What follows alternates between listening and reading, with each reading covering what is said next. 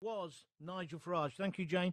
And Nigel, that no introduction needed. That kind of sums up what you've been trying to say as well today in your article in the Telegraph. Jane in Plymouth says, Nigel, please come back.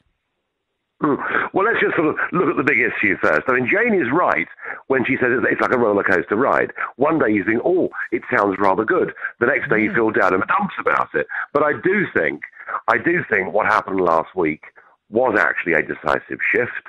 You know, we've had a cabinet that have been at war with each other very publicly over many aspects of Brexit, in particular the Chancellor, against Boris, David Davis, Liam Fox. But suddenly, up pops a junior trade minister called Lord Pryor, which I bet nobody actually listening to this show's ever heard of, but never mind. And up pops this, well, we've barely heard of any of it, really, haven't we? And what do you think? What do you think back, John, to when you were a kid? Whether you liked them or not, our politicians were giant personalities and big figures. Absolutely. Now, in general, they're a pretty nondescript bunch with the odd exception. Anyway, up pops this Pryor bloke, and he's speaking behind closed doors to a meeting of people from the tech industry and the insurance business. And he says, don't worry, boys, it's all going to be fine. You're going to have no trouble at all accessing any labour you want from the European market post-Brexit. And I thought, well, hang on a second. This bloke's gone too far. Surely Theresa May is going to sack him. And then I find that Michael Gove, one of the leading voices for Brexit, suddenly is saying, oh, well, actually, we have to think about the economy. I mean, coming out with the arguments that were the ones that were made by the Remain side, and now peace has broken out in the Conservative cabinet. There is now a consensus agreement that free movement will continue for at least 2 years after Brexit. But it sounds to me like it's not going to be 2 years. It sounds to me like it's going to be 4 years or maybe 5 years. And, let's say, even at the best possible analysis that it's 2 years post-Brexit until free movement ends, that will be 5 years after we voted. That's the first point. And the second point is millions of people voted Conservative because they were told by Theresa May that net migration will be cut to tens of thousands. So I think this is a real kick in the teeth for Conservative voters and for Brexit voters. So this is a betrayal. That's what you're saying, yes? Well, I'm saying that this is the first thing that I've seen that begins to smell of a betrayal. And I say that because the dominant issue in Brexit was about taking back control of our borders because of a feeling that, frankly, too many people are coming to the country in too short a space of time. But, Nigel, they keep telling us, the establishment elite, that we didn't know what we were voting for in Brexit, and that is why we may even need a second referendum. We weren't sure what we were voting for. Wow. However, I was pretty clear, and so were my listeners, and no doubt you were, and your listeners too. Oh, listen, there was no doubt, there's no question.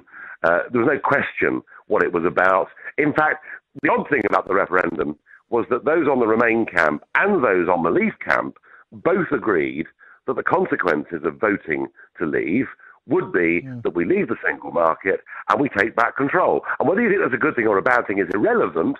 Both sides understood that very, very clearly. Okay, you did say that you'd kind of retired from frontline politics, but you would come back if you felt we were being sold out on Brexit. Is this the time when you start to think about coming back to frontline politics? I mean, I've had loads of emails today, people saying, please tell him to come back. Please tell him we need him. This guy, Carl, says, can you tell Nigel this? I was never politically motivated until I was mesmerised by what he had to say. I joined my first political party, UKIP, because of him. I feel betrayed by the current political elite, and I think, apart from a few notable exceptions, they are all traitors. I also feel let down and disappointed with Nigel. He was my great hope, but I had my hopes dashed when he resigned. Please ask him to come back. Well, my answer is, it's very sweet of him, but, you know, UKIP did have 25 years of my life. It's quite a long time, really. I haven't walked away, John. You know, I'm still leading a group in the European Parliament, and don't worry, I will be doing battle there over the course of the next 18 months or so. And I'm commenting and I'm writing and I'm doing all sorts of stuff. As far as getting back into frontline UK politics is concerned, well, it's not exactly top of my bucket list, believe me. You know, it's not exactly fun.